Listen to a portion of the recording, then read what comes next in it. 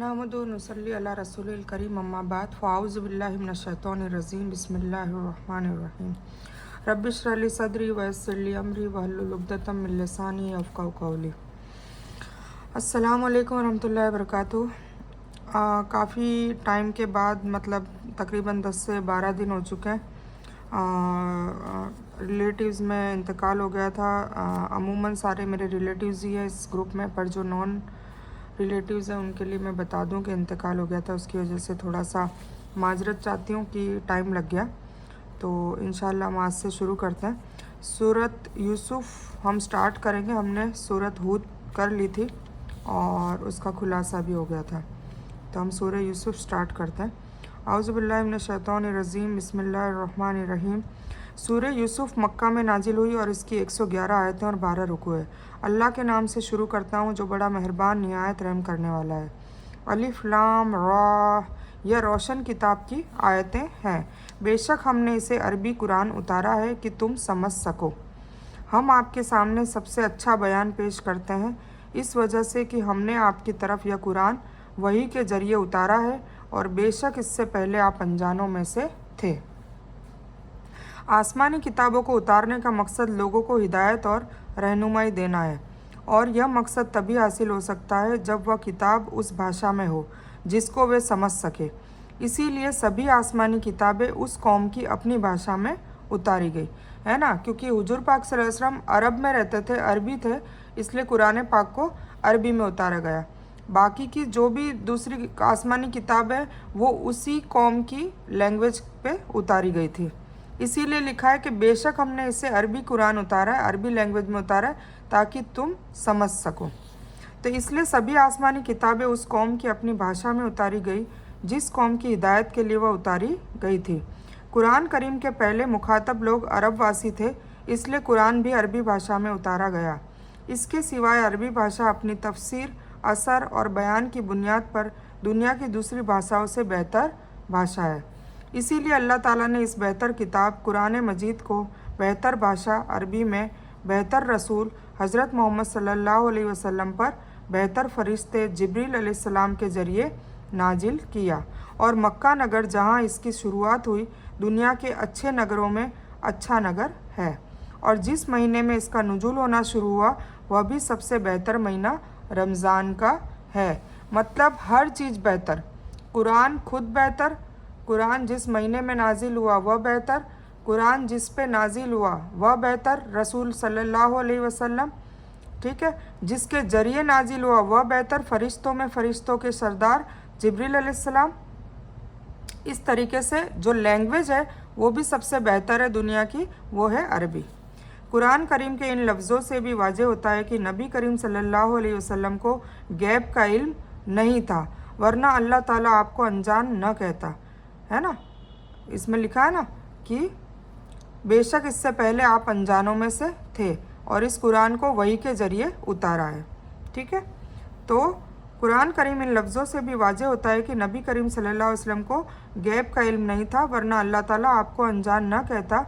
दूसरी बात यह मालूम हुई कि आप सल्लल्लाहु अलैहि वसल्लम अल्लाह के सच्चे नबी हैं, क्योंकि आप सल्लल्लाहु अलैहि वसल्लम पर वही के ज़रिए ही इस सत्य कथा का बयान किया गया है।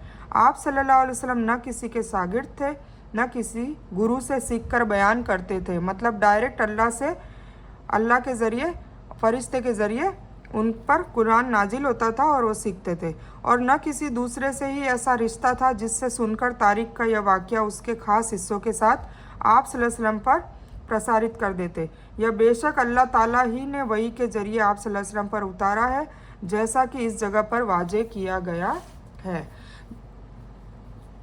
जबकि यूसुफ ने अपने बाप से बताया कि पिताजी, मैंने 11 सितारों को और सूरज चाँद को देखा कि वे सभी मुझे सजदा कर रहे हैं।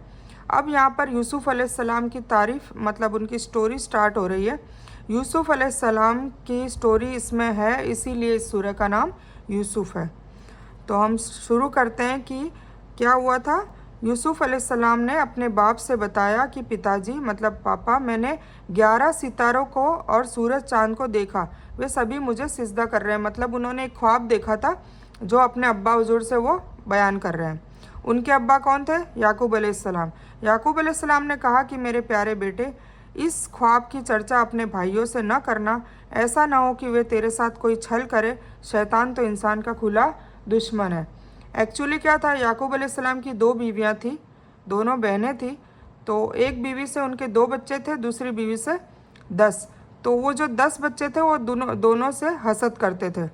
तो इसीलिए याकूब अलैहिस्सलाम ने कहा, वो क्योंकि चूँकि सौतेले भाई थे, तो कहा कि मेरे प्यारे बेटे, अपने इस ख्वाब की चर्चा अपने भाइयों से न करना, ऐसा ना हो कि वे तेरे साथ कोई छल करे। और शैतान तो इंसान का खुला दुश्मन है, मतलब शैतान आपस में लड़ाइयाँ करवाता रहता है। और इसी तरह तेरा रब तुझे मुंतखब करेगा और तुझे मामला समझने की भी नसीहत देगा और अपनी नेमत तुझे पूरी तरह से अता करेगा। और याकूब के परिवार को भी, जैसा कि उसने इससे पहले तेरे 2 बुजुर्गों यानी इब्राहिम अलैहिस्सलाम और इसहाक अलैहिस्सलाम को भी भरपूर नेमत अता की। बेशक तेरा रब बड़े इल्म वाला और बहुत हिकमत वाला है। इब्राहिम अलैहिस्सलाम और इसहाक अलैहिस्सलाम, इसहाक अलैहिस्सलाम के बेटे थे याकूब अलैहिस्सलाम, और इब्राहिम अलैहिस्सलाम उनके दादा थे। ठीक है ना। तो ये ख्वाब देखते ही याकूब अलैहिस्सलाम खुद नबी थे, तो उन्हें पता चल गया कि यूसुफ अलैहिस्सलाम को नबूवत मिलने वाली है। तो इसीलिए वो कह रहे हैं कि अल्लाह ताला तुझे खुद ही नसीहत दे देगा। बेशक यूसुफ और उसके भाइयों में सवाल करने वालों के लिए बड़ी निशानियां हैं, जबकि उन्होंने कहा कि यूसुफ और उसका भाई हमारे बाप को हमसे ज़्यादा प्यारा है ना। जो दूसरी माँ के बेटे थे वो हमेशा ये कहते थे कि हमारे बाप को यूसुफ और उसका भाई मतलब बिन्यामीन, ये दोनों सगे भाई थे, यूसुफ अलैहिस्सलाम और बिन्यामीन, ये एक माँ से पैदा हुए थे, बाकी दूसरे दूसरी माँ से। तो वो कहते थे कि जबकि उन्होंने कहा कि यूसुफ और उसका भाई हमारे बाप को हमसे ज़्यादा प्यारा है, अगरचे हम लोग ताकतवर जमात है, कोई शक नहीं कि हमारे बाप वाजे गलती पर है। तो ये उनके बेटों की सोच थी। यूसुफ को कत्ल कर दो या उसे जगह पर, मतलब किसी अनजान जगह पर पहुंचा दो, ताकि तुम्हारे बाप का ध्यान तुम्हारी तरफ ही हो जाए, उसके बाद तुम भले हो जाना। अब उन्होंने क्या साजिश रची यूसुफ अलैहिस्सलाम के भाइयों ने कि यूसुफ अलैहिस्सलाम को या तो अपन कत्ल कर देते हैं और या फिर कोई ऐसी सुनसान जगह जंगल में छोड़ के आ जाते हैं। फिर क्या होगा कि जब वो होंगे ही नहीं तो फिर हमारे पापा, हमारे अब्बा हमें ही प्यार करेंगे। तो इस तरीके से उनके भी दिलों में हसद थी यूसुफ अलैहिस्सलाम के लिए। हज़रत याकूब ने ख्वाब से यह अंदाज़ा लगा लिया कि उनका यह बेटा बड़ी शान वाला होगा, इसलिए उन्हें डर हुआ कि उसकी यह अजमत का अंदाज़ा लगाकर उसके दूसरे भाई उसे कोई नुकसान न पहुंचाए। इस सबब उन्होंने इस ख्वाब की चर्चा करने से उनको रोक दिया था। इससे मुराद नबूवत है ना, जो नसीहत देगा ये वाली बात पे नबूवत है जो हज़रत यूसुफ अलैहिस्सलाम को अता की गई। ये वो इनाम है जिनके मिस्र में यूसुफ अलैहिस्सलाम हकदार बने। उनमें से एक ने कहा, जो भाई थे सौतेले, उनमें से एक ने कहा, यूसुफ को कत्ल तो न करो बल्कि किसी अंधे कुएं की तली में डाल आओ कि उससे कोई यात्रियों का गिरोह उठा ले जाए।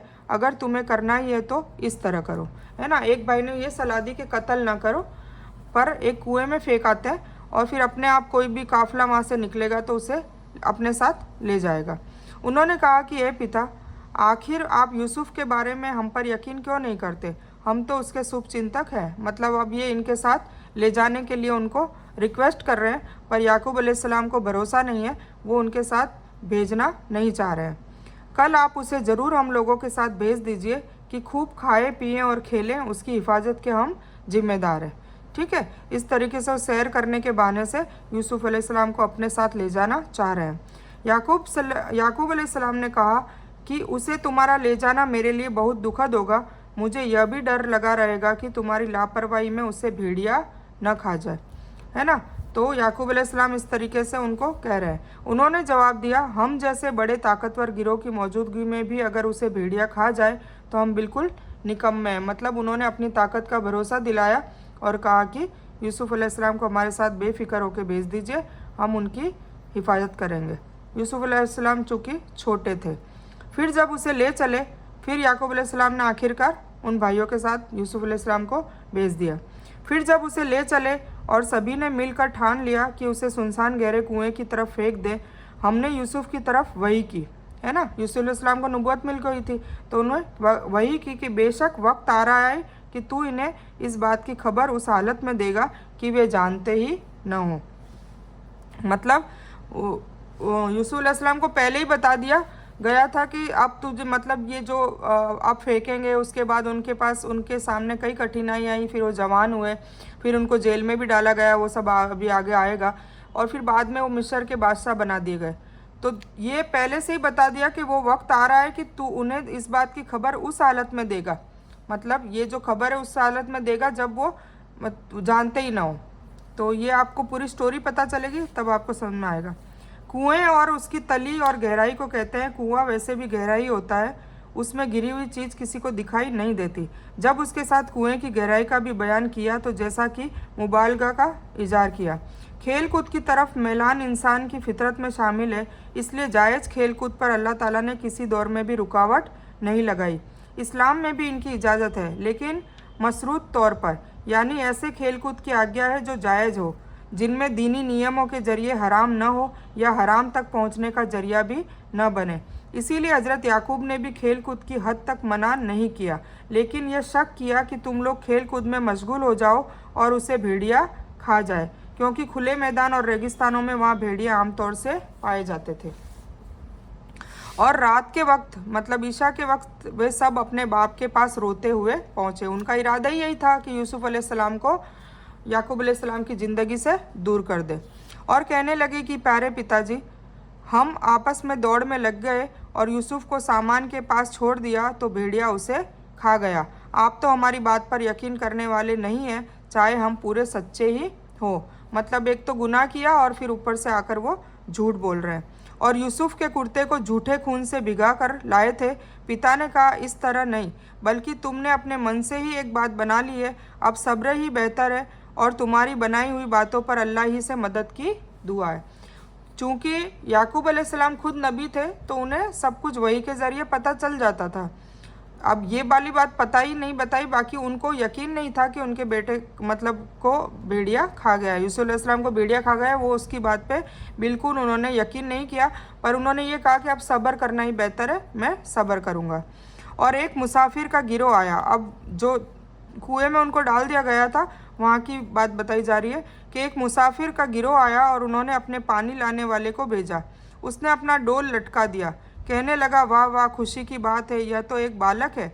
मतलब जैसे ही डोल डाला तो फिर वो उनकी आपस में गुफ्तगू हुई। उन्होंने उसे तिजारत का माल समझकर छिपा दिया। मतलब वो बाज़ारों में जैसे गुलामों को बेचा करते थे, तो उनको बेचने के लिए माल उनको मिलता, तो इसलिए वो खुश हो गया और उन्होंने दूसरों से छुपा भी दिया, तिजारत समझकर, मतलब व्यापार समझकर। और अल्लाह ताला उससे बाखबर था जो वो कर रहे थे, है ना। और ये सारी चीज़ें अल्लाह ताला ही करवा रहा था, क्योंकि यूसुफ अलैहिस्सलाम को एक अच्छी सी पोशीदा जगह पर पहुंचाना था। और उन्होंने उसे बहुत ही कम दाम, यानी गिनती के कुछ दिरहमों पर बेच डाला। किसको? यूसुफ अलैहिस्सलाम को। एक आगे जाके एक शहर में कुछ चंद अशरफियों के मतलब चंद दिरहमों पर उनको बेच डाला। वे तो यूसुफ के बारे में ज़्यादा बेरगरबत थे, मतलब उनको पता ही नहीं थी कि ये कौन है। कहते हैं कि एक बकरी का बच्चा काट कर उसके खून से यूसुफ की कमीज़ भिगा ली और यह भूल गए कि अगर भेड़िया यूसुफ को खाता तो कमीज़ भी फाड़ता। कमीज़ फटी ही नहीं थी, जिसे देखकर और साथ ही हज़रत यूसुफ के ख्वाब और नबूवत की ताकत से अंदाज़ा लगाकर हज़रत याकूब ने कहा, अच्छा, हज़रत याकूब ने इस तरीके से अंदाज़ा लगाया, ठीक है। और उनका ख्वाब उनको पता था, हज़रत यूसुफ अलैहिस्सलाम ने जो ख्वाब बताया था और उनकी नबूवत की ताकत, तो इससे उनको पूरा यकीन था कि यह घटना हुई नहीं है। याकूब ने कहा कि यह घटना इस तरह घटित नहीं हुई है जैसा कि तुम बयान कर रहे हो, बल्कि यह तुम्हारी मनगढ़ंत कहानी है। फिर भी जो होना था हो चुका। हज़रत याकूब इस तफसील से अनजान थे, इसलिए केवल सब्र के सिवाय कोई चारा न था और अल्लाह की मदद के अलावा कोई भी सहारा न था। उस इंसान को वारिद कहते हैं जो मुसाफिरों के गिरोह के लिए पानी आदि का इंतजाम करने के मकसद से आगे आगे चलता है, ताकि ठीक जगह देखकर मुसाफिरों को ठहराया जा सके। यह वारिद मुसाफिरों के लिए पानी का इंतजाम करने वाला जब कुएं पर आया और अपना डोल नीचे लटकाया तो हज़रत यूसुफ ने उसकी डोरी पकड़ ली। वारिद ने एक सुंदर बच्चे को देखा तो ऊपर खींच लिया और बहुत खुश हुआ। क्यों? क्योंकि वो उसको बेचकर पैसे कमा सकता था। और अहले मिस्र में जिसने उसे खरीदा, ये मिस्र की बात है, अहले मिस्र में जिसने उसे खरीदा था उसने अपनी बीवी से कहा कि इसे इज्जत और एहतराम के साथ रखो, बहुत मुमकिन है कि यह हमें फ़ायदा पहुंचाए या हम इसे अपना बेटा ही बना ले। इस तरह हमने मिस्र की धरती पर यूसुफ अलैहिस्सलाम के पांव जमाए कि हम उसे ख्वाब की ताबीर का कुछ इल्म सिखा दे।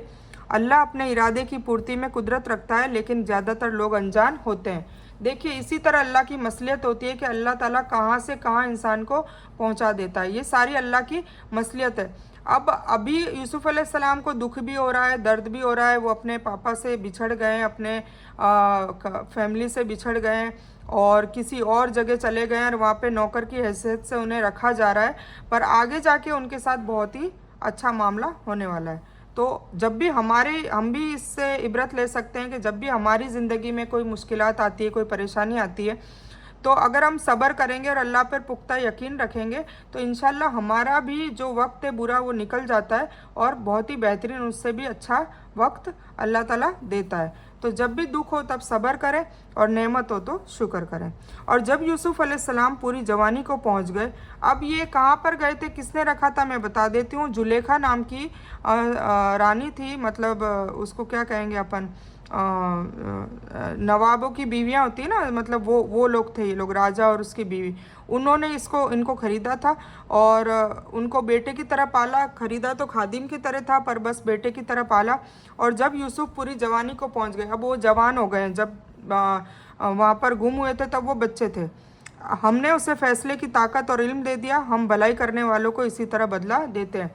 यूसुफ अलैहिस्सलाम को ख्वाबों की तामीर करने का इल्म बहुत अच्छा आता था। और उस औरत ने जिसके घर यूसुफ थे, यूसुफ को फुसलाना शुरू किया। जो बीवी जुलेखा थी वो उनसे बहुत बड़ी थी और यूसुफ अलैहिस्सलाम इतने खूबसूरत थे, इतने खूबसूरत थे। हर नबी और रसूल को कोई ना कोई मोजज़ा दे रखा है, तो यूसुफ अलैहिस्सलाम खूबसूरत थे, बहुत खूबसूरत थे। उनकी खूबसूरती मतलब चार चांद लगा देती थी, इतने खूबसूरत थे। तो उनके ऊपर वो जुलेखा फ़िदा हो गई और फ़िदा होके और वो उनको फुसलाने लगी गलत कामों के लिए, जीना के लिए, और इसके लिए वो नहीं माने।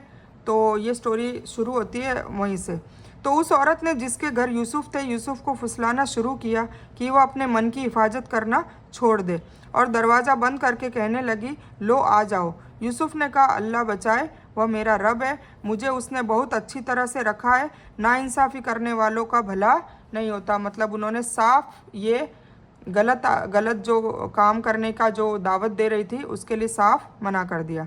और उस औरत ने यूसुफ की इच्छा की, मतलब उसको पाने की इच्छा की, और यूसुफ उसकी इच्छा करते अगर वह अपने रब की दलील देख न लेते। इसी तरह हुआ, इसलिए हम उससे बुराई और बेहयाई दूर कर दें। बेशक वह हमारे चुने हुए बंदों में से था, है ना। हुजूर, अगर हजरत यूसुफ अलैहिस्सलाम नबी और रसूल नहीं होते तो बेशक वो आ सकते थे, पर उनको पहले से ही सब कुछ पता था। और दोनों दरवाजे की तरफ दौड़े, मतलब यूसुफ अलैहिस्सलाम अपने आप को बचाने के लिए दौड़े। और उस औरत ने यूसुफ का कपड़ा पीछे से खींचकर फाड़ दिया, क्योंकि जैसे ही दरवाज़ा खोलकर भागने की कोशिश करने लगे तो वो उस औरत ने पीछे से कुर्ता फाड़ लिया। और उस औरत का शौहर दोनों को दरवाजे के करीब ही मिल गया, और जैसे ही दरवाज़ा खोला बाहर वो जुलेखा का शौहर था। तो कहने लगी कि इस इंसान तेरी बीवी के साथ बुरी इच्छा रखे। मतलब अब खुद गलत औरत थी, खुद की गंदी नज़र थी यूसुफ अलैहिस्सलाम पे, और जैसे ही उसके खाविन ने, उसके शौहर ने देख लिया तो बातें बनाने लगी कि यूसुफ ने मेरी तरफ गलत नज़र डाली है और मुझसे ज़बरदस्ती करने लग गया। तो बस उसकी सज़ा यही है कि उसे बंदी बना लिया जाए और दूसरा कोई सख्त अजाब दिया जाए। यहाँ से हज़रत यूसुफ का एक नया इम्तिहान शुरू हुआ। मिस्री अजीज़ की बीवी, जिसको उसके शौहर ने ख़ास तौर से कहा था कि यूसुफ को आदर सम्मान के साथ रखें, वह हज़रत यूसुफ की खूबसूरती पर मोहित हो गई और उन्हें गुनाह की तरगीब देने लगी, जिसे हज़रत यूसुफ ने ठुकरा दिया। यूसुफ अलैहिस्सलाम ने कहा, यह औरत ही मुझे बहला फुसलाकर मेरी मनोकामना की हिफाजत से लापरवाह करना चाहती थी। और औरत की जाति के एक आदमी ने गवाही दी, अगर उसका कुर्ता आगे से फटा हो तो औरत सच्ची है, और पीछे से फटा हो तो और यूसुफ अलैहिस्सलाम झूठ बोलने वालों में से हैं, और अगर उसका कुर्ता पीछे से फाड़ा गया है तो औरत झूठी है और यूसुफ सच्चों में से है ना। तो मतलब अगर यूसुफ अलैहिस्सलाम गलत है तो आगे से कुर्ता फटा हुआ होगा ना, क्योंकि ज़ोर ज़बरदस्ती अगर औरत पे की जाएगी तो औरत के सामने से कुर्ता फाड़ेगी ना, और अगर आदमी की कोई इच्छा नहीं होगी तो उसके पीछे से कुर्ता फटा होगा। ये तो हम भी कॉमन नॉलेज, कॉमन सेंस लगा सकते हैं। तो इसी तरह उस आदमी ने कहा कि इस तरह की से होगा तो जो पीछे से फटा है तो औरत की गलती है, आगे से फटा है तो यूसुफ की गलती है। तो शौहर ने जो देखा कि कुर्ता तो पीछे से फटा है तो ये साफ कह दिया कि यह तो तुम औरतों की चाल है, बेशक तुम्हारे हथकंडे भारी है ना। शौहर ने अंदाज़ा लगा लिया कि कौन गलत है।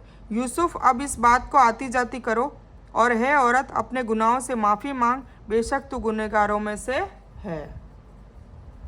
उसके शौहर ने, अजीज़ ने फ़ौरन ये फैसला कर लिया और नगर की औरतों में चर्चा होने लगी कि अजीज़ की बीवी अपने गुलाम को अपनी ज़रूरत पूरी करने के लिए बहलाने फुसलाने में लगी रहती है।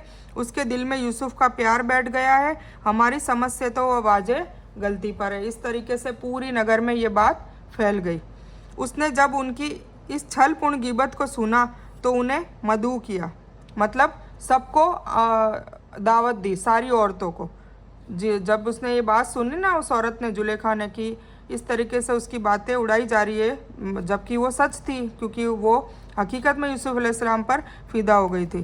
तो सारी औरतों को बुलाया और उनके लिए एक सभा का एहतमाम किया, एक सभा बुलाई और उनमें से हर एक को एक छुरी दे दी कि एक छुरी अपने हाथ में रखो, और कहा कि ये यूसुफ इनके सामने से चले आओ। और यूसुफ अलैहिस्सलाम को सब औरतों के सामने से चलने को कहा। उन औरतों ने जब उसे देखा तो बहुत बड़ा जाना और अपने हाथ काट लिए। मतलब इतनी खूबसूरती थी यूसुफ अलैहिस्सलाम के चेहरे पर कि उनकी खूबसूरती देखते देखते वो मदोश हो गई और अपने अपने हाथ काट लिए। और मुंह से निकल गया, पाकी अल्लाह के लिए है, पर यह इंसान कभी भी नहीं, यह तो बेशक कोई बहुत बड़ा फरिश्ता है। मतलब इतना खूबसूरत है तो यह कोई इंसान नहीं हो सकता, बेशक ये बड़ा फरिश्ता है। तो इस तरीके से सारी औरतें भी माइल हो गई और जुलेखा ये साबित करना चाहती थी कि सिर्फ मैं ही नहीं, कोई भी औरत अगर ऐसे खूबसूरत इंसान को देखेगी तो वो अपनी दानत को बिगाड़ लेगी, अपनी नीयत को ख़राब कर लेगी।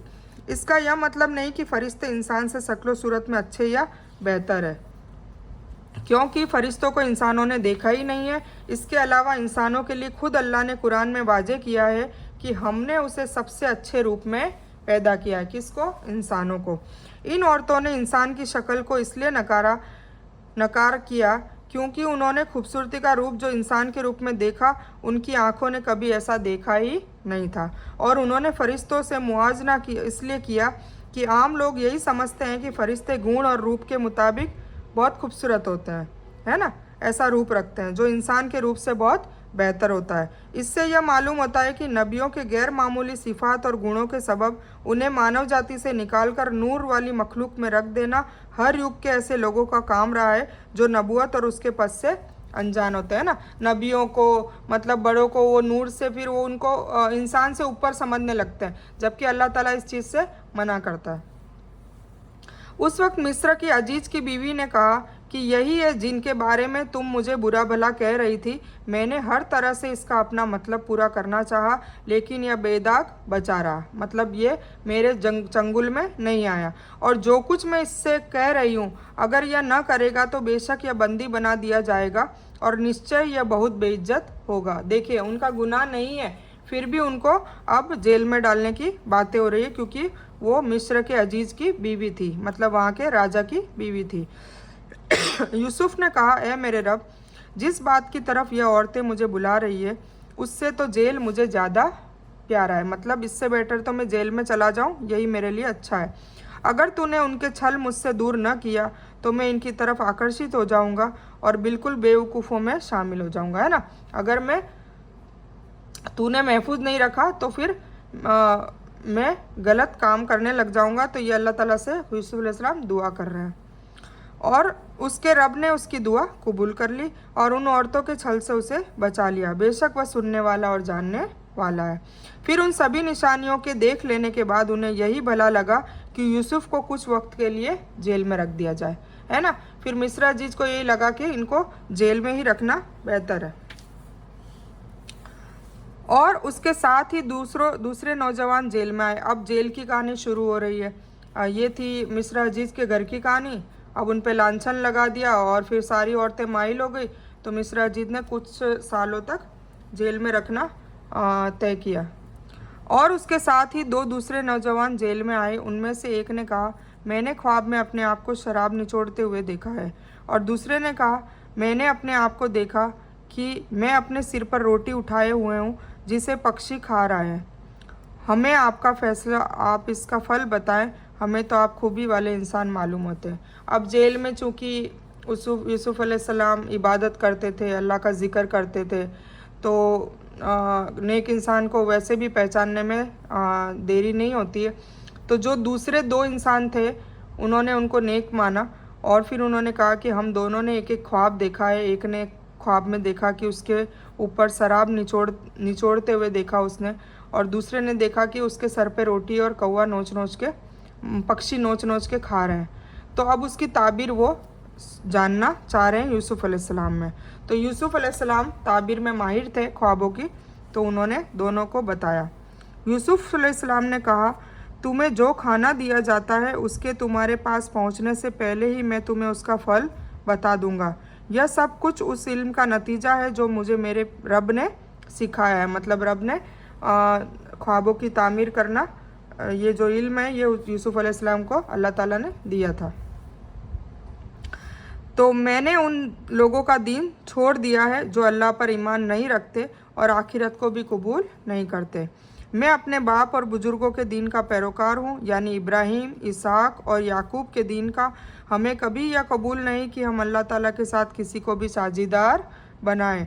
हम पर और दूसरे सभी लोगों पर अल्लाह ताला का यह ख़ास फजल है, लेकिन ज़्यादातर लोग नाशुक्रे होते हैं। मतलब दीन की दावत भी उन्होंने देना शुरू किया।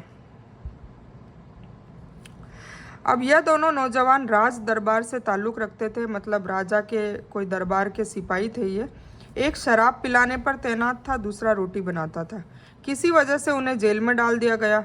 हज़रत यूसुफ अलैहिस्सलाम अल्लाह के पैगंबर थे। दीन के दावत व तबलीग के साथ साथ इबादत, तपस्या, तकवा, सच्चाई किरदार और अमल में दूसरों कैदियों से बेहतर थे।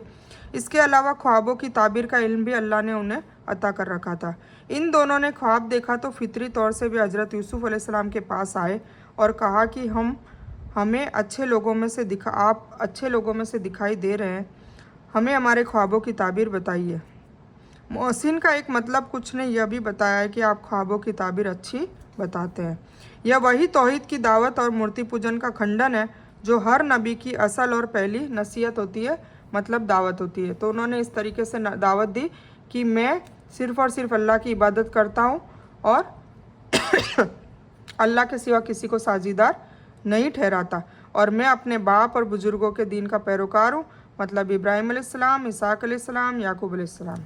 ठीक है, तो उन्होंने तौहीद की दावत भी दे दी और कहा कि मैं ख्वाब की तामीर तुम्हारे अगले खाने आने से पहले बता दूंगा। तो फिर अब वो ताबीर बता रहे हैं कि ए मेरे जेल के साथियों, क्या कई तरह के कई देवता अच्छे हैं या एक अल्लाह ज़बरदस्त ताकतवर है ना। जेल में दावत देने का काम शुरू कर दिया कि ए मेरे साथियों, जेल के साथियों, कई तरह के देवता मतलब बहुत सारे भगवान अच्छे हैं या एक अल्लाह ज़बरदस्त ताकतवर। उसके सिवाय जिनकी इबादत तुम कर रहे हो वे सब नाम ही के हैं जो तुमने और तुम्हारे बुजुर्गों ने खुद गढ़ लिए हैं। अल्लाह ताला ने इनका कोई सबूत नहीं उतारा। फैसला देना अल्लाह ताला का ही काम है। उसका हुक्म है कि तुम सभी उसके सिवाय किसी की इबादत न करो। यही सच्चा दीन है, लेकिन ज़्यादातर लोग नहीं जानते। हर नबी ने, हर रसूल ने तौहीद की दावत इस तरीके से दी है। ए मेरे जेल के साथियों, तुम दोनों में से तो एक तो अपने राजा को शराब पिलाने के लिए तैनात हो जाएगा, ये ख्वाब की तामीर अब बता रहे हैं, लेकिन दूसरे को फांसी दी जाएगी और पक्षी उसका सिर नोच नोच कर खाएंगे। तुम दोनों जिसके बारे में पूछ रहे थे उसका फैसला हो गया है। ठीक है, मतलब ख्वाब की ताबीर भी बता दी और वो सच्चे ख्वाब थे। और जिसके बारे में यूसुफ का ख्याल था कि उन दोनों में से यह छूट जाएगा, उससे कहा, मतलब जिसको जो छूट जाएगा, जिसको जो ख्वाब आ रहा था उसको राजा को शराब पिलाने के लिए तैनात कर दिया जाएगा ना, वो तो जिंदा रहेगा। तो उसको यूसुफ अलैहिस्सलाम ने कहा था कि राजा से मेरी चर्चा भी करना, मतलब राजा को मेरे बारे में बताना कि मैं सालों से यहाँ कह दूँ, वो भूल गए हैं। फिर उससे शैतान ने राजा से बयान करना ही बुला दिया। मतलब वो जब छूट गया और वहाँ पे शराब पिलाने की ड्यूटी पे तैनात हो गया, उसने यूसुफ अलैहिस्सलाम के बारे में बोलना ही, मतलब वो भूल गया, शैतान ने बुला दिया। और यूसुफ अलैहिस्सलाम ने कई साल जेल में और काटे। और राजा ने कहा कि अब कई सालों बाद की बात आ रही है कि राजा ने भी एक ख्वाब देखा, ठीक है। और राजा ने कहा कि मैंने ख्वाब देखा है कि 7 मोटी ताजी गायें हैं जिनको 7 दुबली पतली सी गायें खा रही है, और 7 बालियां हैं हरी भरी, और 7 दूसरी बिल्कुल सूखी हुई। तो ए दरबारियों, मेरे इस ख्वाब की ताबीर बताओ, अगर तुम ख्वाब की ताबीर बता सकते हो। इसका एक मतलब तो यह है कि उसका नाम देवता तुमने खुद रखा है, मतलब जब तौहीद की दावत की बात आ रही है, जबकि न वे देवता हैं न उनके बारे में अल्लाह की तरफ से कोई सबूत उतरा है। दूसरा मतलब यह है कि उन देवताओं के जो कई भी नाम तुमने रखे हैं, जैसे ख्वाबजा, गरीब नवाज, गंज बख्श, शकरगंज वगैरह, ये सब तेरे अपने बनाए हुए हैं, उनका कोई सबूत अल्लाह ने नहीं उतारा है।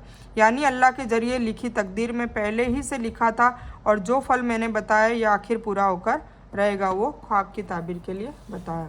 अब जो राजा ने ख्वाब देखा है उसमें ख्वाब की ताबीर कोई बता नहीं पा रहा है, तब फिर आगे क्या होता है वो देखें। उन्होंने जवाब दिया कि यह तो उड़ते हुए परिशा ख्वाब है, मतलब ये कौन से ख्वाब है, इसकी ताबीर हम जानने वाले मतलब हम नहीं हैं, हमें नहीं पता। तो उन कैदियों में से छूटे हुए को एक वक्त के बाद याद आ जाता है, जो होता है ना शराब पिलाने वाला, उसको अचानक याद आ जाता है कि अरे ये ख्वाब की ताबीर बताने वाले तो वो नेक शख्स हैं जो जेल में कैद है यूसुफ अलैहिस्सलाम के बारे में। तो मैं तुम्हें इसकी ताबीर बतला दूंगा, मुझे जाने की इजाज़त अता कीजिए। मतलब मुझे याद आ गया कि कौन इसकी ताबीर बता सकता है। अब वो आते हैं जेल में और कहते हैं, यूसुफ, ए बड़े सच्चे यूसुफ, आप हमें इस ख्वाब की ताबीर बताइए कि 7 मोटी गायें हैं जिन्हें 7 दुबली गायें खा रही है, और 7 बिल्कुल हरी बालियां हैं, और 7 ही दूसरी बिल्कुल सूखी है, ताकि मैं वापस जाकर उन लोगों से कहूँ कि वे सभी जान ले। यूसुफ ने जवाब दिया कि तुम 7 साल लगातार आदत के मुताबिक अन्न बोना और उसे काटकर बालियों के साथ ही रहने देना, अपने खाने के लिए थोड़ी सी तादाद के सिवा। उसके बाद 7 साल बहुत सूखे आएंगे, मतलब 7 साल तुम्हारे अच्छे आएंगे। तो जब अच्छे आए तब वो अन्न को स्टोर करके रख दो, ताकि जो 7 साल बाकी के आएंगे उसमें सूखा पड़ेगा और वो अनाज उसमें इस्तेमाल कर सकते हैं। वे उस अनाज को खा जाएंगे तो तुमने उनके लिए जमा कर रखा था, सिवाय उसके जो थोड़े तुम रोके रहते हो। तो ये यूसुफ अलैहिस्सलाम ने उस ख्वाब की ताबीर बता दी। अल्लाह ताला ने हज़रत यूसुफ को ख्वाब की ताबीर का इल्म भी अता किया था, इसलिए वह इस ख्वाब की तह तक जल्द पहुंच गए। उन्होंने मोटी और सेहतमंद गायों से मुराद 7 साल ऐसे लिए जिनमें ज़्यादा पैदावार होगी, और 7 कमज़ोर गायों से उसके विपरीत 7 साल सूखा अकाल के। इसी तरह 7 हरी बालियों से मुराद लिया कि धरती ज़्यादा पैदावार देगी, और 7 सूखी बालियों से मतलब लिया कि इन 7 सालों में धरती में पैदावार नहीं होगी, है ना। 7 साल अच्छा होगा, फल फ्रूट सब होंगे, और 7 साल सूखा होगा। तो उसे काटकर बालियों के साथ रख दिया जाए ताकि उनमें अनाज अधिक महफूज रहे। फिर जब 7 साल सूखे के आएंगे तब यह अनाज तुम्हारे काम आएगा, जिसको इकट्ठा तुम अब करोगे, है ना। तो इस तरीके से ख्वाब की ताबीर उन्होंने बता दी। फिर इसके बाद जो साल आएगा उसमें लोगों पर बहुत बारिश होगी, उसमें अंगूर का रस भी बहुत निचोड़ेंगे। फिर उसके बाद फिर से फल फ्रूट वाला साल आ जाएगा। तो राजा ने कहा, उस यूसुफ को मेरे पास लाओ, मतलब यूसुफ अलैहिस्सलाम को मेरे पास लाओ। जब इन्होंने ताबीर बताई, जब कासिद मतलब जो मैसेंजर था, जो बंदा था जो उनके पास गया था, कासिद उस यूसुफ के पास पहुंचा तो उन्होंने कहा कि अपने राजा के पास वापस जाओ और उनसे पूछो कि उन औरतों की सच्ची कहानी क्या है जिन्होंने अपने हाथ काट लिए थे। उनके छल को अच्छी तरह से जानने वाला मेरा रब ही है। अब ये अपने आप को मतलब बेकसूर साबित करना चाह रहे हैं, तो उसके लिए क्या कह रहे हैं कि पहले उन औरतों की कहानी जान कर आओ। तो राजा ने पूछा, ये औरतों, उस वक्त की सच्ची कहानी क्या है। अब औरतों को पूछा जा रहा है कि कौन सही था कौन गलत। जब तुम छल करके यूसुफ को उसके मन से भटकाना चाहती थी, उन्होंने साफ जवाब दिया, अल्लाह जानता है, हमने यूसुफ में कोई बुराई नहीं पाई, है ना। अब कुछ सालों के बाद वो औरतों ने अपना गुनाह कबूल कर लिया कि हमने यूसुफ में कोई बुराई नहीं पाई। फिर तो अजीज़ की बीवी भी बोल उठी, फिर वो जुलेखा भी बोल उठी कि अब तो सच्ची बात वाज़े हो गई है, तो मैंने ही उसको बहकाने की कोशिश की थी उसके दिल से, और बेशक वह सच्चों में से है। तो अब ये औरतों ने और वो अजीज़ की बीवी ने सब ने अपना गुनाह कबूल कर दिया और यूसुफ अलैहिस्सलाम को बेकसूर मान लिया। अब वो बेकसूर होकर जेल में से आना चाह रहे हैं। यह इस सबब के कि अजीज को मालूम हो जाए कि मैंने उसके साथ विश्वासघात नहीं किया, और यह भी कि अल्लाह छल करने वालों की चाल चलने नहीं देता। अब ये क्यों उन्होंने कन्फर्म करवाया? क्योंकि लोगों को भी पता चले, जैसे हम जैसे लोगों को भी पता चले, मैसेज मिले कि जब भी हम सच के साथ होते हैं तो अल्लाह ताला छल करने वालों की चाल ज़्यादा देर तक चलने नहीं देता। तो हमें भी सच के साथ रहना है, चाहे हम पर चाहे जुल्म किया जाए। एक वक्त आता है जब सच्चों के साथ सच का जब सच खुल जाता है ना।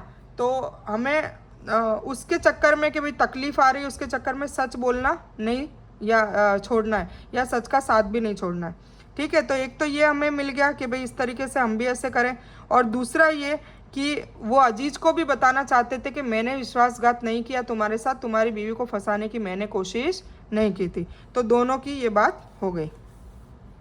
हजरत यूसुफ ने देखा कि राजा अब मेहरबानी करना चाहता है, तो उन्होंने इस तरह सिर्फ शाही मेहरबानी से जेल से निकलना नहीं चाहा, बल्कि अपने किरदार की बुलंदी और पाकीज़गी के साबित करने को तरजीह दी, है ना। पहले खुद को बेकसूर साबित किया, ताकि दुनिया के सामने आपके किरदार की खूबसूरती और बुलंदी वाज़ेह हो जाए, क्योंकि अल्लाह की ओर से दावत देने वाले के लिए ये सच्चाई, पाकीज़गी और नेक किरदार बहुत ज़रूरी है।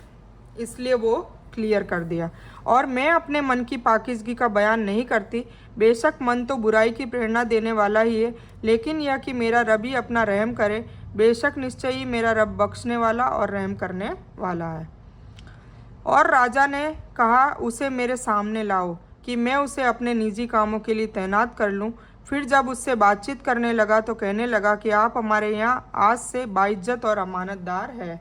फिर राजा ने क्या कहा कि आप बिल्कुल बेकसूर हैं, और अब मैं आपको एक मेरे पर्सनल काम है जो राजा के दरबार में, उसके लिए मैं आपको तैनात तो आपको पोस्टिंग देता हूँ राज दरबार में, और आप बाइज्जत और अमानतदार हैं, इसका उन्होंने खिताब भी दिया। यूसुफ अलैहिस्सलाम ने कहा कि आप मुझे देश के खजाने पर तैनात कर दीजिए, मैं मुहाफिज और जानने वाला हूँ, है ना। यूसुफ अलैहिस्सलाम ने कहा कि मुझे खजांची बना दीजिए, क्योंकि मुझे ख्वाबे की ताबीर भी आती है, और मैं इसका मुहाफिज बेहतरीन तरीके से होऊंगा, मैं अमानतदार हूँ। और इस तरह हमने यूसुफ को देश के बागडोर दे दी, है ना, देश संभालने की बागडोर दे दी। वह जहाँ चाहे रहे सहे, हम जिसे चाहे अपनी रहमत पहुँचा देते हैं, और हम नेकी करने वालों के अमलों का फल बर्बाद नहीं करते। अब देखिए, मैं आपको इससे एक बात याद दिलाना चाहती हूँ कि जब भी हमारे कोई भाई बहन होते हैं, हमारे रिश्तेदार होते हैं, जब हमें कोई मुश्किल पहुंचाना चाहते हैं, कोई परेशानी देना चाहते हैं, हमें कोई नुकसान हमारा करना चाहते हैं, तो अगर हम सच्चे हैं और अमानतदार हैं, तो एक वक्त के बाद हमें अल्लाह ताला रहमत में ले लेता है। तो ये उसी से यूसुफ अलैहिस्सलाम के भाइयों ने क्या सोचा था, कुएं में फेंक कर आ गए थे, याकूब अलैहिस्सलाम से दूर कर दिया, और यूसुफ अलैहिस्सलाम फिर उनको अजीज़ के यहाँ घर पहुँचा दिया। फिर वो जवान हुए, फिर थोड़ा उनको फिर से परेशानी आई, जेल में रहना पड़ा, और अब वो राजा के सबसे ख़ास वो खजांची बन गए हैं। मिस्र के अजीज़ मतलब बादशाह ही समझे, तो सारा बागडोर देश की उनको दे दी गई। तो अल्लाह कहाँ से कहाँ पहुँचा देता है। तो जो भी हमारी जीवन की जो हमारी बागडोर है वो अल्लाह के हाथ में है। अब उसमें कभी खुशी भी होगी, कभी गम भी होगी, कभी रिश्तेदार ही हमारे लिए गलत ज़रिया बनते हैं, कभी अच्छा ज़रिया बनते हैं। तो हमें बस उसके लिए सब्र करना है, और एक वक्त ऐसा आता है सच्चाई पे टिके रहना है, और एक वक्त ऐसा आता है कि जब अल्लाह ताला हमारी खुशियाँ वापस लौटा देता है और वो गम दूर कर देता है, और जो गम में हम सब्र करते हैं तो उसमें भी हमारे दर्जात को बुलंद करता है। अल्लाह ताला आखिरत में उससे हमें नवाजेगा इंशाल्लाह। ठीक है, तो हमें हमारी जो ज़िंदगियों में कभी कोई जैसे कोई बद किरदार कोई रिश्तेदार है, कोई भाई है, किसी के जीवन में बहनें हैं, किसी के भाई है, किसी के पड़ोसी है, कोई भी परेशान कर रहा है, तो सब्र करें और उनके लिए भी हिदायत की दुआ मांगे, और इंशाल्लाह फिर आपके ज़िंदगी में धीरे धीरे रंज गम निकल के और खुशियाँ अल्लाह ताला दे देता है। ठीक है, तो ये इस स्टोरी से हमें ये सबक हासिल करना है कि किस तरह यूसुफ अलैहिस्सलाम को उनके भाइयों ने कहाँ पहुँचाना चाहा था, मारना चाहा था, या कोई अब्बा से दूर करना चाहा था, और आज वो कैसे राजा बन चुके हैं। और बेशक ईमानदारों और परहेजगारों का आखिरत का बदला बहुत अच्छा है। और दुनिया में तो दुनिया में ही, पर आखिरत में फिर उसका बदला बहुत अच्छा है, यह अल्लाह ताला का वादा है। या उससे अपनी गलती की वजह बताई कि इंसान का मन ही ऐसा है कि उसे बुराई के लिए उभारता है और उकसाता है। मन के छल से वही महफूज रहता है जिस पर अल्लाह की रहमत हो, जिस तरह हजरत यूसुफ अलैहिस्सलाम को अल्लाह ताला ने बचाया है ना। छल कपट से कौन महफूज रह सकता है? छल कपट करने से, चालाकियां करने से, शातिरपना करने से कौन बच सकता है? जिस पर अल्लाह की बहुत रहमत होती है। खजानची, खजाना का मतलब है कोष, यानी ऐसी जगह को कहते हैं जहाँ चीज़ें हिफाजत से रखी जाती है। धरती के खजाने से मुराद वे भंडार है जहाँ अनाज जमा किया जाता था। इसकी व्यवस्था अपने हाथ में लेने की इच्छा इसलिए जाहिर की कि करीब मुस्तकबिल में ख्वाब की ताबीर को देखते हुए जो सूखे के साल आने वाले थे उससे निपटने के लिए खास इंतजाम किए जा सकें और अनाज की काफ़ी तादाद महफूज रखी जा सके, है ना। उनको ख्वाबों की ताबीर आती थी, इसलिए उन्होंने ये पोस्ट खुद ही मांग ली कि मुझे ये जो अनाज का जो है वो महफूज करने का जो पोस्ट है वो मुझे दे दो, ठीक है। तो वो खुद ही उन्होंने कहा कि भाई मुझे खजाने पर तैनात कर दो। खजांची मतलब खजांची बनने के लिए उन्होंने खुद अपना प्रेफरेंस राजा को कहा और राजा ने एक्सेप्ट किया। और यूसुफ के भाई आए। अब देखें, अब जो भाई जो बताया था ना, देखो आपको यहाँ पर बताया था। फिर उन सभी निशानियों के देख लेने के बाद उन्हें यह भला लगा कि यूसुफ को कुछ नहीं, मैं बताती हूँ आपको, याद आ जाएगा कहाँ पर बात हुई थी। ये देखो, ये बोला था ना अल्लाह ताला ने, उन्हें इस बात की खबर उस हालत में देगा कि वह जानते ही ना हो। अब देखो ये यूसुफ अलैहिस्सलाम उनको, उनके भाइयों को पहचान जाते हैं और वो जानते नहीं अपने भाई को। तो ये वाली बात यहाँ पे आ रही है। अब क्या हुआ मैं बता देती हूँ आपको। अब सूखा पड़ गया है, खुशहाली के 7 साल निकल गए, अब सूखे की 7 साल आए ना जो ताबीर बताई थी। तो सूखे में क्या आसपास के सभी गांवों में सूखा पड़ा था, अनाज की कमी हो गई।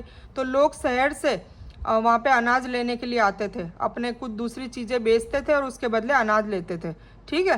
तो अब उनके भाई भी इसी तरह अनाज लेने आते हैं यूसुफ अलैहिस्सलाम के पास, और उनको पता नहीं है कि ये यूसुफ अलैहिस्सलाम उनका जो भाई है जिन्होंने गद्दारी की थी उनके साथ, वही भाई है। और यूसुफ के भाई आए और यूसुफ के पास गए तो उसने उन्हें पहचान लिया। किसने? यूसुफ अलैहिस्सलाम ने उनके भाइयों को पहचान लिया और उन्होंने उसे नहीं पहचाना, और भाइयों ने यूसुफ अलैहिस्सलाम को नहीं पहचाना। और जब उनका सामान तैयार करा दिया तो कहा कि तुम मेरे पास अपने उस भाई को लाना जो तुम्हारे बाप से है। क्या तुमने नहीं देखा कि मैं नाप भी पूरा कर देता हूँ, और मैं हूँ भी अच्छी तरह से मेहमान की इज्जत करने वालों में। लेकिन अगर तुम उसे मेरे पास लेकर न आए तो मेरी तरफ से तुम्हें कोई नाप नहीं मिलेगा, बल्कि तुम मेरे करीब भी ना आ सकोगे। अब यूसुफ अलैहिस्सलाम ने क्या शर्त रखी कि जो उनका भाई बिन्यामीन था, सगा भाई, उसके लिए रिक्वेस्ट की कि भाई अब वो जो भाई है उसको तुम मेरे पास लेकर आओ तो मैं तुम्हें ये अनाज दूंगा। तो अब उनको इस तरीके से रोक लिया। पहले तो पूरा तोल कर अनाज दे दिया, अब कहा कि तुम अपने भाई को लेकर आओ। उन्होंने कहा ठीक है, हम उसके पिता से इसके बारे में फुसला कर पूरी कोशिश करेंगे, है ना। जैसे यूसुफ अलैहिस्सलाम को फुसला कर वो लेकर गए थे, इसी तरह बिन्यामीन को फुसला कर ले जाने के लिए उन्होंने हामी भर दी कि हम अपने अब्बा को फुसला लेंगे। और अपने नौकरों से कहा कि उनका माल उन्हीं की बोरियों में रख दो कि जब लौटकर अपने परिवार में जाएंगे और माल को पहचान ले तो बहुत मुमकिन है कि यह फिर आए, ठीक है। तो उनको माल तो दे दिया, पर कहा कि जब तुम उसको भाई को लेकर आओगे तब मैं तुम्हें और दूंगा। जब ये लोग लौटकर अपने बाप के पास गए तो कहने लगे, हमसे तो अनाज का नाप रोक लिया गया है, अब आप हमारे साथ भाई को भेजिए कि हम नाप भर कर लाएं, हम इसकी हिफाजत के जिम्मेदार है। किसके लिए बोला? बिन्यामीन के लिए। यह उस वक्त का वाक़या है जब खुशहाली के 7 साल ख़त्म होकर सूखा शुरू हो गया था, है ना, जिसने मिस्र देश के ज़्यादातर इलाकों को पीड़ित कर दिया था। यहाँ तक कि कनान तक भी उसका असर पहुँचा, और ये लोग कनान में रहते थे जहाँ हज़रत याकूब और हज़रत यूसुफ के भाई निवास करते थे। हज़रत यूसुफ ने इससे निपटने के लिए जो तदबीर की थी वे कामयाब हुई। यूसुफ अलैहिस्सलाम ने एक कहानी बनाई, एक स्ट्रेटेजी बनाई उनको सबक सिखाने के लिए। हज़रत यूसुफ ने इससे निपटने के लिए जो तदबीर की थी वे कामयाब हुई, और हर तरफ से लोग हज़रत यूसुफ से अनाज लेने के लिए आ रहे थे। हज़रत यूसुफ की शोहरत कनान तक भी पहुंची कि कोई मिस्र का एक राजा है इस तरह अनाज की बिक्री कर रहा है। इसलिए पिता के हुक्म पर यूसुफ के भाई भी घर की पूंजी लेकर अनाज हासिल करने के लिए राज दरबार में पहुंचे, जहां हजरत यूसुफ बैठे थे, जिन्हें ये भाई तो न पहचान सके, लेकिन यूसुफ ने अपने भाइयों को पहचान लिया। देखा अल्लाह ताला का कमाल, अल्लाह ताला की मसलियत, अल्लाह ताला कहाँ से कहाँ मिलाता है और कैसी सिचुएशन में इनको मिलाया है कि अब ये मजबूर है भाई और वो राजा है, उनके पास सब कुछ है। ठीक है, तो इस तरीके से हमें अपनी जब परेशानी के वक्त हो तब सब्र करना चाहिए, तो अल्लाह ताला हमें कुशादगी नवाजता है, हमें खैर आफियत से भर देता है। फितियान का मतलब है नौजवान, जिससे मुराद है नौकर, सेवक और दास जो राज दरबार में तैनात थे। याकूब अलैहिस्सलाम ने कहा, अब वो भाई बोल रहे हैं ना कि हमें वो भाई को दो ताकि हमारा अनाज रोक लिया है तो हम लेने जाएं। तो याकूब अलैहिस्सलाम ने कहा, क्या मैं इसके बारे में तुम्हारा वैसे ही यकीन कर लूं जैसे उससे पहले उसके भाई के बारे में यकीन किया। याकूब अलैहिस्सलाम पास्ट बता रहे हैं, काफ़ी साल हो गए ना, यूसुफ अलैहिस्सलाम छोटे से थे और उनको वो कुएं में डाल आए थे। तो अब बिन्यामीन के लिए वो कह रहे हैं कि क्या मैं वैसा ही यकीन कर लूं जैसा यकीन तुम्हारे भाई के लिए पहले मैंने किया था और तुमने दगा दिया। बस अल्लाह ताला ही सबसे बेहतर मुहाफिज है और वह सभी मेहरबानों से ज़्यादा मेहरबान है। और जब उन्होंने अपना सामान खोला तो अपना माल मौजूद पाया जो उनकी तरफ लौटा दिया गया था। कहने लगे, हमारे पिताजी, हमें दूसरा क्या चाहिए, यह हमारा माल हमें लौटा दिया गया है और हम अपने परिवार के लिए अनाज ला देंगे और अपने भाई की हिफाजत भी करेंगे और एक ऊँट का नाप ज़्यादा लाएंगे। यह नाप तो ज़्यादा आसान है। मतलब जो सामान वो बेचकर गेहूँ लाना, गंदुम, जो भी अनाज लाना चाह रहे थे, वो सामान भी उन्होंने वापस दे दिया, रखा नहीं, और सिर्फ एक शर्त लगाई कि भाई तुम उस भाई को लाओगे तो मैं अनाज दे दूंगा। तो ये और भी खुश हो गए। अब याकूब अलैहिस्सलाम ने कहा कि मैं तो उसे कभी तुम्हारे साथ न भेजूंगा। उनको बिल्कुल विश्वास नहीं है, क्योंकि पहले भी वो यूसुफ अलैहिस्सलाम को ले गए थे और गद्दारी कर गए। तो जब तक तुम अल्लाह को बीच में रखकर मुझसे वादा न करो, मतलब अल्लाह को साझीदार ठहराओ और वादा न करो, तुम उसे मेरे पास पहुंचा दोगे, सिवाय इसके कि तुम सब कैदी बना ले जाओ। हाँ, अगर तुम सबको कैदी बना लिया जाए तो बात अलग है, वरना अगर तुम लोग सही सलामत आ गए तो बिन्यामीन को भी सही सलामत लाने का वादा करो, वो भी अल्लाह को बीच में रख कर, तब मैं तुम्हें इसको साथ में जाने दूंगा। जब उन्होंने पक्का वादा किया तो उन्होंने कहा कि हम जो कुछ कहते हैं अल्लाह उसका निगहबान है। मतलब अब हम सच्चाई से कह रहे हैं, हमें बिन्यामीन को दे दो। और याकूब अलैहिस्सलाम ने कहा कि ये मेरे बच्चों, तुम सब एक दरवाजे से न जाना, बल्कि कई दरवाज़ों से अलग अलग तरह से दाखिल होना। मैं अल्लाह की तरफ से आई हुई किसी चीज़ को तुमसे टाल नहीं सकता। हुक्म सिर्फ अल्लाह ही का चलता है। मेरा पूरा यकीन उसी पर है और हर भरोसा करने वाले को उसी पर भरोसा करना चाहिए। अब ये अलग अलग दरवाज़ों से जाने के लिए क्यों कहा? बद नज़र के लिए। नज़र लग जाती है ना हसद की वजह से कि सब एक जैसे खूबसूरत, जवान और इतने सारे बच्चे एक बाप के, तो उन्होंने कहा अलग अलग दरवाज़ों से जाना ताकि तुम्हें सब कोई एक साथ देखकर नज़र न लगाए। इसका एक मतलब तो यह है कि राजा के लिए एक ऊँट का वजन कोई कठिन काम नहीं है, आसान है। दूसरा मतलब यह है कि ज़ल का इशारा उस अनाज की तरफ से है जो साथ लाए थे, और मतलब थोड़ी तादाद है, यानी हम जो अनाज लाएं वह थोड़ी तादाद में है। बिन्यामीन के जाने से हमें ज़्यादा अनाज मिल जाएगा। बिन्यामीन को बुलाना चाह रहे थे यूसुफ अलैहिस्सलाम, क्योंकि उनका सगा भाई था। तो अच्छी बात है, हमारी ज़रूरत ज़्यादा अच्छी तरह से पूरी हो जाएगी। जब बिन्यामीन सहित 11 भाई मिस्र जाने लगे तो यह हिदायत की, क्योंकि एक ही बाप के 11 बेटे जो शक्ल व सूरत में भी बेहतर हो, जब एक साथ एक ही जगह या एक साथ कहीं से गुजरे तो आमतौर से उन लोगों पर ताज्जुब और हसद से लोग देखते हैं, और यही बात नज़र लगने का सबब बनती है ना। नज़र बस से बचाने के लिए याकूब अलैहिस्सलाम ने कहा कि एक ही दरवाजे से मत जाना, अलग अलग दरवाज़ों से जाना। इसलिए उन्हें बुरी नज़र से बचने के लिए तरीका के तौर पे यह हिदायत दी। नज़र लग जाना सच है, जैसे कि नबी करीम सल्लल्लाहु अलैहि वसल्लम से भी सही हदीस में साबित है। और जब वे उन्हीं रास्तों से जिनका हुक्म उनके बाप ने दिया था गए, कुछ न था कि अल्लाह ने जो बात मुकर्रर कर दी है वह उन्हें उससे जरा भी बचा ले। हाँ, याकूब अलैहिस्सलाम के दिल में एक ख्याल पैदा हुआ जिसको उसने पूरा किया। बेशक वह हमारे सिखाए उस इल्म का आलिम था, लेकिन ज़्यादातर लोग नहीं जानते थे। वो नबी थे, उन्हें वही आ गई तो वो सब उनको पता था, इसलिए उन्होंने इसका जिक्र किया। और ये सब यूसुफ अलैहिस्सलाम के पास पहुंच गए, है ना। अब ये सारे पहुंच गए। उसने अपने भाई को अपने करीब बिठा लिया, किसको, बिन्यामीन को, और कहा कि मैं तेरा भाई यूसुफ हूँ। बिन्यामीन को कहा, अब तक ये जो कुछ करते रहे हैं उसकी कुछ फिक्र न कर। मतलब इन्होंने जो भी तेरे साथ, क्योंकि यूसुफ अलैहिस्सलाम को भी नहीं चाहते थे और ये बिन्यामीन को भी नहीं चाहते थे, तो बिन्यामीन को वो लोग परेशान किया करते होंगे। तो उन्होंने कहा कि अब तू फिक्र मत कर, जो भी ये करते थे, मतलब अब तेरा टाइम अच्छा है। फिर जब उनका सामान तैयार कर दिया तो अपने भाई के सामान में अपना पानी पीने का प्याला रख दिया। ये एक चाल खेली। फिर एक पुकारने वाले ने पुकार कर कहा, ए काफिले वालों, तुम लोग तो चोर हो।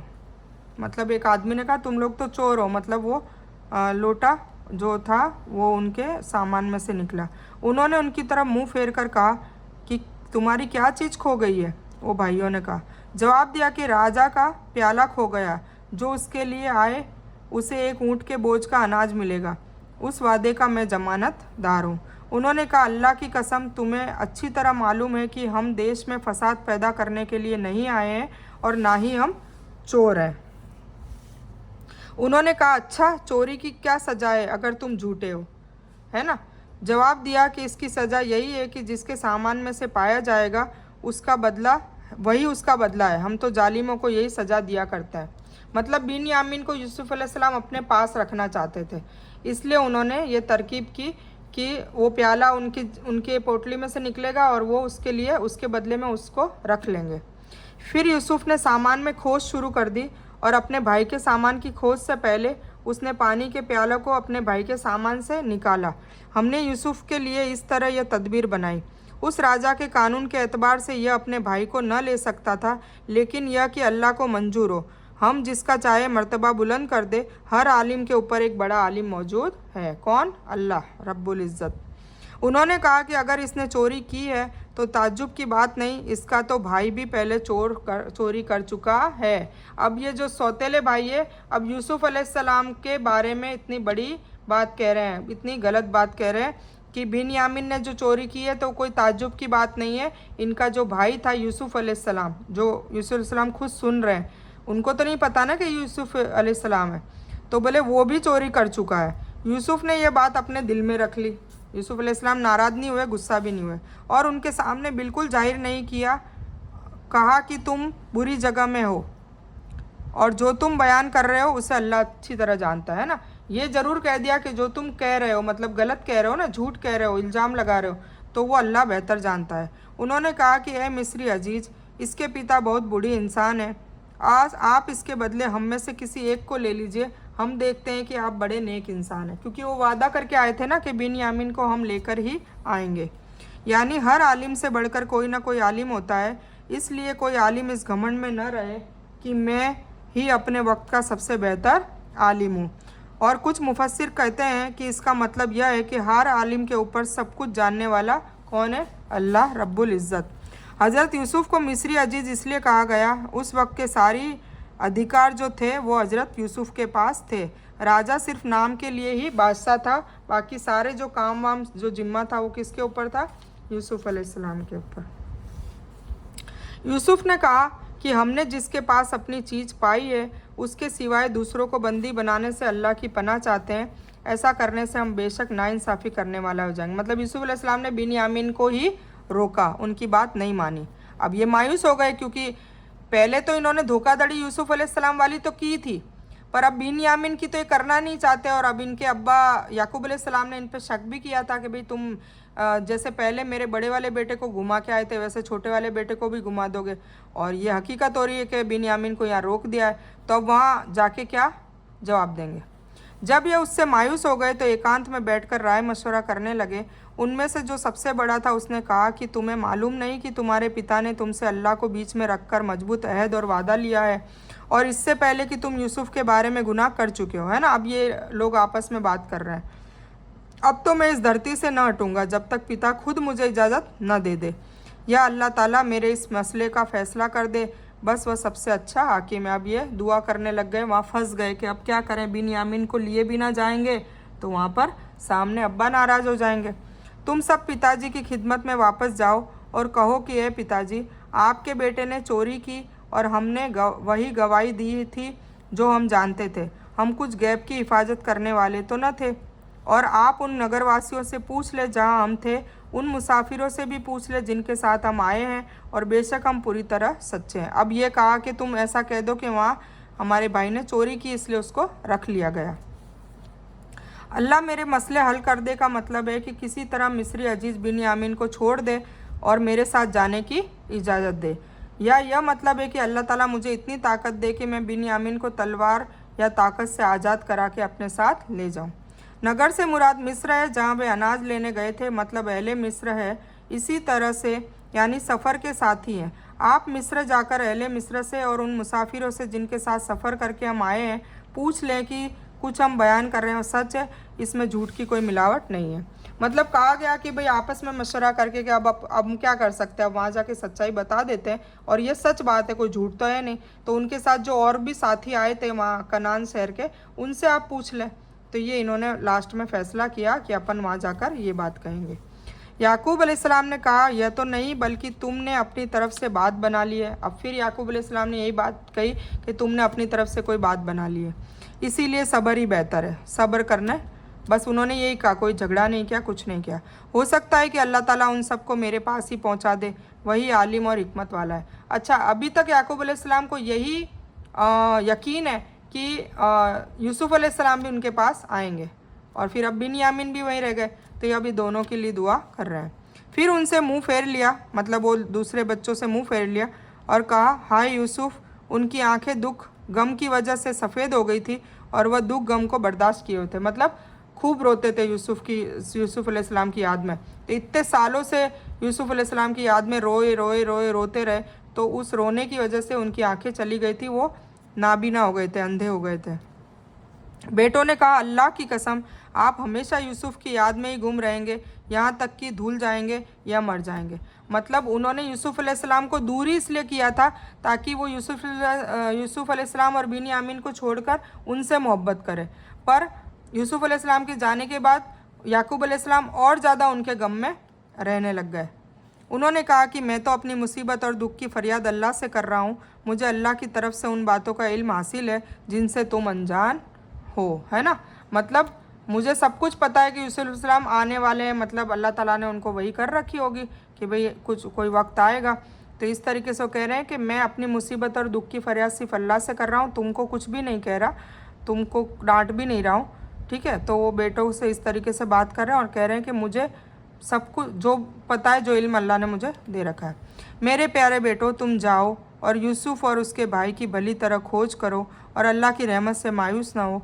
बेशक अल्लाह की रहमत से वही मायूस होते हैं जो काफिर होते हैं, है ना। मतलब अल्लाह ताला की रहमत से मायूस नहीं हो और तुम यूसुफ और बिन्यामीन दोनों की खोज करके वापस लेके आओ। फिर ये लोग जब यूसुफ के पास पहुँचे, अब ये वापस जाते हैं लेने, तो कहने लगे कि ए अजीज़, हम और हमारा परिवार बहुत कठिनाई में है। हम थोड़े से हकीर माल लाए हैं, लेकिन आप हमें पूरे अनाज का नाप दे दीजिए और हम पर सदका कीजिए। अल्लाह ताला सदका करने वालों को बदला दे देता है। मतलब उनके पास चीज़ें कम थी और अनाज वो ज़्यादा लेना चाह रहे थे। यानी इस नए दुख ने यूसुफ की जुदाई के पुराने दुख को भी नया कर दिया। यानी आंखों का कलीमा दुख के सबब सफ़ेदी में बदल गई थी। इससे मुराद तो वह ख्वाब है जिसके बारे में उन्हें पूरा यकीन था ज़रूर साकार होगा। वे यूसुफ के सामने सजदा रेज होंगे और यह यकीन था कि यूसुफ ज़िंदा है और उनसे ज़िंदगी में ज़रूर मिलन होगा। जो बचपन में ख्वाब बताया था ना कि तारे सजदा कर रहे हैं, तो ये वही है कि जो इनके भाई इनको कह रहे हैं कि भाई अब हम बहुत कठिनाई में हैं, मतलब आजिज़ी कर रहे हैं। तो ये वही ख्वाब सच्चा होने का याकूब अलैहिस्सलाम को पूरा यकीन था। यूसुफ ने कहा, जानते भी हो कि तुमने यूसुफ और उसके भाई के साथ अपनी जहालत में क्या क्या किया। अब यूसुफ अलैहिस्सलाम कह रहे हैं उनके भाइयों को कि तुम जानते भी हो कि यूसुफ और बिन्यामीन के साथ तुमने क्या क्या किया जहालत में। उन्होंने कहा, क्या हकीकत में तू ही यूसुफ है। अब यूसुफ की बात करी तो एकदम से होगा ना कि ये कैसे जानते हैं यूसुफ के बारे में। तो उन्होंने एकदम से कहा, क्या तू ही यूसुफ है।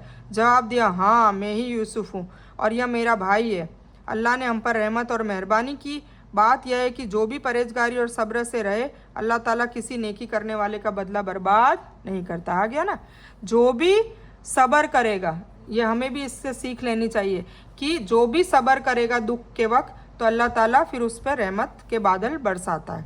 ठीक है, तो ये बात यह है कि जो भी परहेजगारी और सब्र से रहे अल्लाह ताला किसी नेकी करने वाले का बदला बर्बाद नहीं करता। थोड़े वक्त वो परेशानी में रहता है पर एक वक्त के बाद फिर उसे वापस से अल्लाह ताला रहमत से नवाज देता है। उन्होंने कहा, अल्लाह की कसम कि अल्लाह ने तुझे हम पर फजीलत अता की है और यह भी सच है कि हम गुनहगार हैं। अब वो मान गए, उन्होंने गुनाह भी एक्सेप्ट कर लिया क्योंकि अब बच के तो जा नहीं सकते। उनको भाई यूसुफ अलैहिस्सलाम को तो पता है ना कि कुएं में डाल दिया था और जो भी है। तो अब वो कह रहे हैं कि तू हम पर फजीलत रखता है क्योंकि तू वैसे भी नेक बन गया, हमने गुनाह किया और तू उसके बावजूद भी हमारी मदद कर रहा है, अनाज दे रहा है और तुझे अल्लाह ताला ने इतनी अच्छी पोस्ट पे बिठाया है। तो ये सारी चीज़ों का वो अब आसार कर रहा है। जवाब दिया, आज तुम पर कोई इल्ज़ाम नहीं है। देखो उसके बावजूद भी, इसीलिए जब भी हमें अल्लाह नेमत दे तो जो हम पे जिन्होंने अत्याचार किया, जिन्होंने हमारे लाइफ में बर्बादी की, परेशानी की, उनको माफ़ कर देना चाहिए। इससे हमें सीख लेनी चाहिए। क्यों? क्योंकि आखिर हम भी तो छोटे मोटे गुनाह करने के बाद अल्लाह ताला से यही तो चाहते हैं कि अल्लाह ताला हमें माफ़ कर दे। तो जब हमारा रवैया लोगों को माफ़ करने का होगा, चाहे उन्होंने हमें बर्बाद किया हो, बदनाम किया हो या परेशानी दी हो या मुश्किल या कोई नुकसान पहुंचाने की कोशिश की हो या इज़्ज़तें हमारी उछाली हो, अगर हम उनको माफ़ कर देंगे तो अल्लाह ताला इस अदा की वजह से हमें भी इंशाअल्लाह आखिरत में माफ़ कर देगा। ठीक है, तो जवाब दिया, आज तुम पर कोई इल्ज़ाम नहीं है, अल्लाह तुम्हें माफ़ करे, वह सभी रहम करने वालों में सबसे बड़ा रहम करने वाला है। मेरा यह कुर्ता तुम ले जाओ और मेरे पिता के मुंह पर डाल दो कि वह देखने लग जाएंगे, है ना।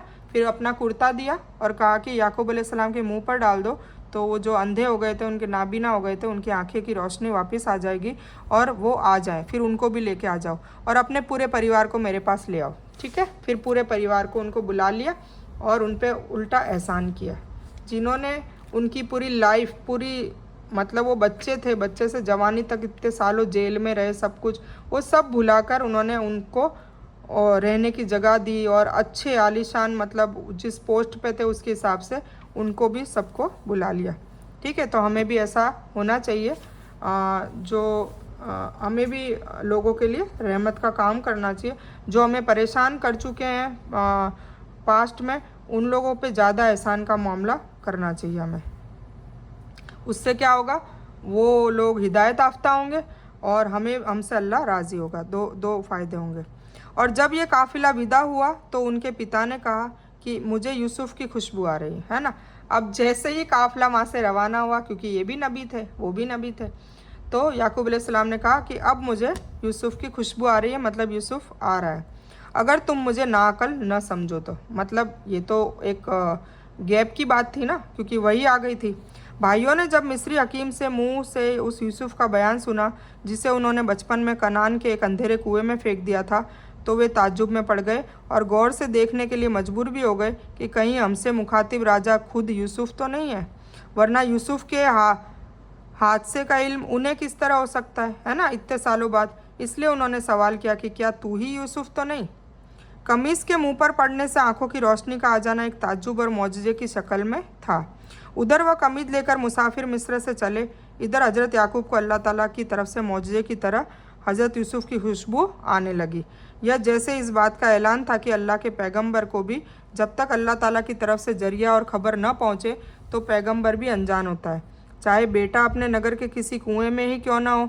मतलब कुएं में थे तब तो वो अनजान थे, पता नहीं था, और अब जब उनका कुर्ता आ रहा है तो उनको खुशबू आ रही है, तो मतलब अल्लाह गैब की बातें बताना चाहता है। उस वक्त रसूल और नबी को गैब की बातें पता चल जाती है, और जब नहीं बताना चाहता तो नहीं पता चलती है। तो ये दोनों किस्सों से हम लोग समझ ले सकते हैं। ठीक है, तो कोई भी पैगंबर गैब की बातों का ज्ञान नहीं रखते जब तक अल्लाह बताना ना चाहे। ठीक है, तो चाहे बेटा अपने नगर के किसी कुएं में ही क्यों ना हो, और जब अल्लाह इंतज़ाम कर दे तो मिस्र जैसे दूर दराज इलाके से भी बेटे की खुशबू आ जाती है। ये दोनों वाक़ये से हम इससे इबरत हासिल कर सकते हैं, इससे मैसेज ले सकते हैं। फ़ौरन दुआ न करके दुआ का वादा दिया। मकसद यह था कि रात के आखिरी पहर में जो अल्लाह के ख़ास बंदों को अल्लाह की इबादत करने का ख़ास वक्त होता है, अल्लाह से उनकी माफ़ी के लिए दुआ करूँगा, है ना, अल्लाह से माफ़ी के लिए दुआ भी करूँगा, यूसुफ अलैहिस्सलाम ने कहा। वे कहने लगे कि अल्लाह की कसम, आप तो अपनी उस पुरानी गलती पर कायम हैं। जब खुशखबरी देने वाले ने पहुंचकर उनके मुंह पर कुर्ता डाला, उसी पल वह दोबारा देखने लग गए, है ना। जैसे ही कुर्ता डाला यूसुफ अलैहिस्सलाम का, तो याकूब अलैहिस्सलाम देखने लग गए। कहा कि क्या मैं तुमसे न कहा करता था कि मैं अल्लाह की तरफ से वह बातें जानता हूँ जो तुम नहीं जानते। उन्होंने कहा कि ए पिता, आप हमारे गुनाहों की क्षमा याचना मतलब मगफिरत की दुआ कीजिए, बेशक हम गुनहगार हैं। तो ये जो बात है ना, फ़ौरन दुआ न करके दुआ करूँगा, ये याकूब अलैहिस्सलाम ने कहा था। कहा अच्छा, मैं जल्दी तुम्हारे लिए अपने रब से माफ़ी की दुआ करूँगा, है ना। दुआ करूँगा मतलब एक वक्त के एक टाइम पीरियड में करूँगा। वो बहुत बड़ा माफ़ करने वाला और बहुत रहम करने वाला है। अच्छा, अब देखो यहाँ भी ये नबी हैं याकूब अलैहिस्सलाम, जिन्होंने अपने बेटों को फ़ौरन माफ़ कर दिया और माफ़ी मांगने के लिए भी वादा किया। तो हमें भी ऐसा बनना है। जब ये पूरा परिवार यूसुफ के पास पहुंच गया तो यूसुफ ने अपने माँ बाप को अपने करीब जगह दी और कहा कि अल्लाह को मंजूर है तो आप सब सुख शांति से मिस्र में आ जाओ। और अपने सिंहासन पर अपने माँ बाप को ऊंचे मुकाम पर बिठाया और सब उसके सामने सजदे में हो गए। मतलब सजदा नहीं किया, एक जो रिस्पेक्ट वाली जो पोजीशन होती है वो। और तब कहा कि पिताजी, यह मेरे पहले ख्वाब की ताबीर है। मेरे रब ने उसे पूरा कर दिखाया। उसने मेरे साथ बड़ा एहसान किया, जबकि मुझे जेल से निकाला और आप लोगों को रेगिस्तान से ले आया, उस इख्तिलाफ के बाद जो शैतान ने मुझ में और मेरे भाइयों में डाल दिया था। मेरा रब जो चाहे उसके लिए अच्छी व्यवस्था करने वाला है और बड़ा जानने वाला और हिकमत वाला है। ठीक है, तो इस तरीके से उनके ख्वाब की ताबीर पूरी होती है और आयत 100 पूरी हो रही है। इंशाल्लाह हम नेक्स्ट वीडियो में लेंगे। तो मैं इस बयान को यही मुकम्मल करती हूँ। इस बयान में कुछ भी दीन की अच्छी और हक बात आई है वह सिर्फ अल्लाह की तरफ से है, और बुरी या गलत बात जो गलती से या जज्बात में आकर मेरे मुंह से निकल गई हो वो मेरी तरफ से है। और इसके लिए मैं अल्लाह अज़्ज़ व जल से और आप सभी लोगों से माफ़ी की तलबगार हूँ। मैं कोई आलिमा नहीं हूँ, सिर्फ तालिब इल्म हूँ, और मेरी कोशिश है आप सभी को सही नफ़े बख्श इल्म पहुँचे और मैं आप लोगों की हिदायत और हिकमत में सदका जारिया बनूँ। बस मेरी यही तमन्ना है। आमीन सुम्मा आमीन या रब्बल आलमीन। रब्बना आतीना मिन लदुनका रहमतन व हय्यि लना मिन अमरिना रशदा। अल्लाहुम्मा सल्लि अला मोहम्मद व अला आलि मोहम्मदिन कमा सल्लैता अला इब्राहीम व अला आलि इब्राहीम इन्नका हमीदुम मजीद। अल्लाहुम्मा बारिक अला मोहम्मद व अला आलि मोहम्मद कमा बारकता अला इब्राहीम व अला आलि इब्राहीम इन्नका हमीदुम मजीद। व आखिरु दावाना अल्हम्दुलिल्लाहि रब्बिल आलमीन।